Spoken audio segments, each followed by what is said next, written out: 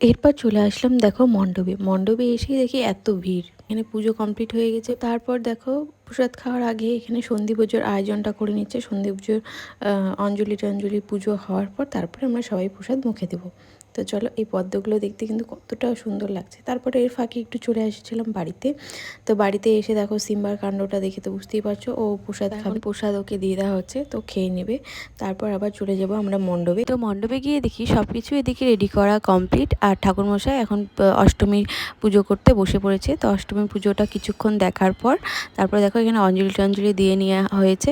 এরপর দেখো এখানে কিনে ঢাক কাকু এদিকে এতই ক্লান্ত হয়ে গেছে, ঘুমিয়ে পড়েছে। আর এদিকে দেখো শাশুড়ি মায়ের কাণ্ড দেখো, ঢাক কাকুকে ওঠানোর জন্য এদিকে ঘন্টা বাজিয়ে ঢাক কাকুকে উঠাচ্ছে। তো যাই হোক, এটা নিয়ে সবাই হাসাহাসি করছিল। তারপর খেয়ে নিলাম আমরা সবাই মিলে প্রসাদ, লুচি, পায়েস, ফল মিষ্টি। তো চলো টাটা, আজকের মতন।